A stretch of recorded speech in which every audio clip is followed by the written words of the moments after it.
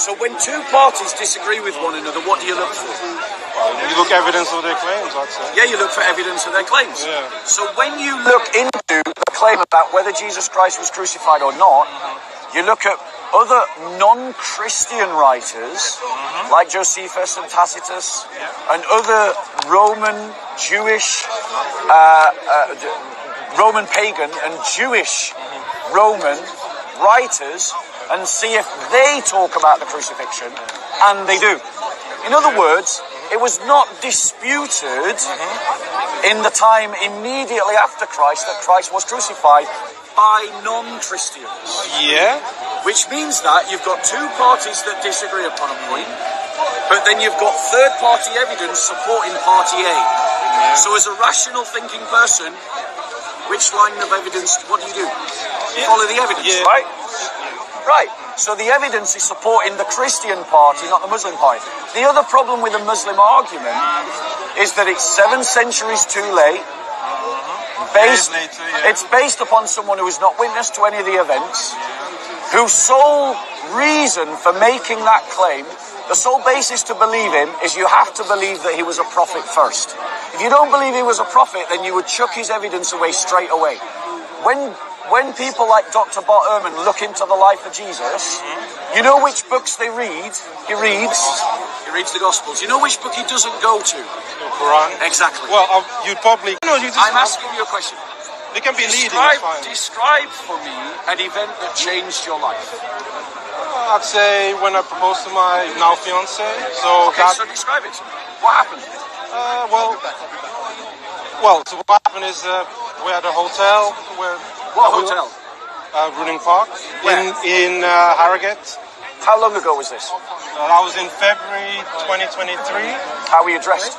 Because I was dressed in a shirt, trousers. Don't ask me the color. That one. That's fair enough. Shirt, trousers, yeah. How was she dressed? Was she looking beautiful? She had a flowery dress on, if I remember. She had a flowery dress. Yeah. Right. What did you eat?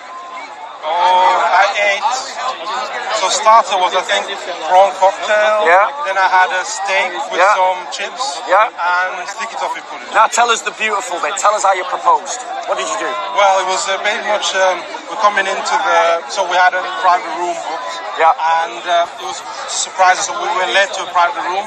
And as soon as she entered, then as I came in, I dropped to my knee, and she turned around and.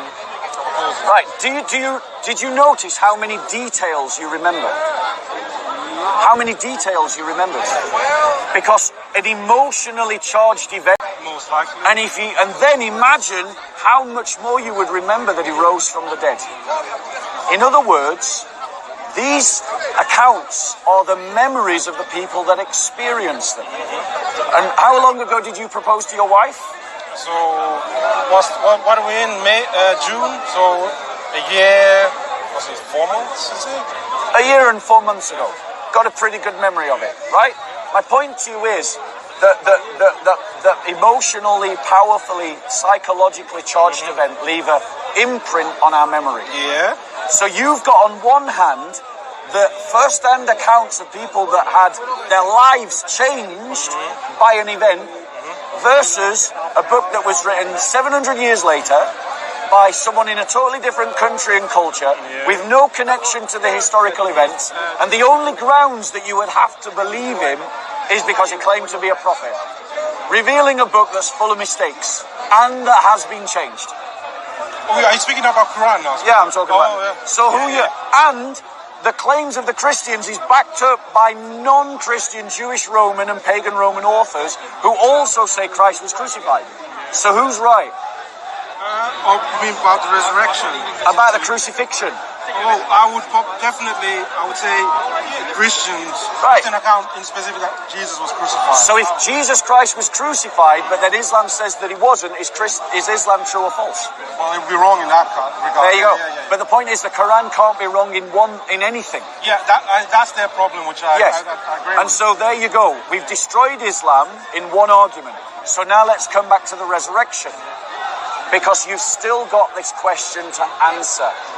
And the answer that I am proposing to you, that the only answer that makes sense of all of these events that occurred in the first century is that Christ really rose from the dead. But what about Apollonius of Tyana as well? He was a miracle maker, and they say there's conflation sometimes with Jesus. So the accounts of Apollonius come after the Gospels.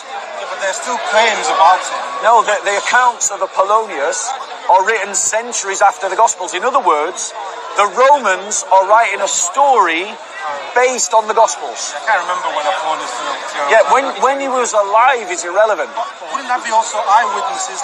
No, they weren't eyewitnesses. No, you got it wrong. The accounts of Apollonius come centuries after Apollonius' life. But don't the Gospels of Mark... No, they come within decades. Isn't that like year 56, like 30 90 AD is when all the Gospels were written, which means that it was in living memory. But when is the earliest? Mark is the earliest. Well, I actually believe that all the Gospels were written before 70 AD. All of them, even John? Yes. It's quite a claim to make. Yes. Against the scholarship. Because they've been thinking it Well, might not be against all. Dr. Daniel Wallace agrees with me. Well, that's one person. He's not just one There's person. other scholars like... Of course there are. Of course there are. You're absolutely right. I can't remember a scholar's name. But that's just... okay, so for the sake of argument, let's just put John in 90 AD.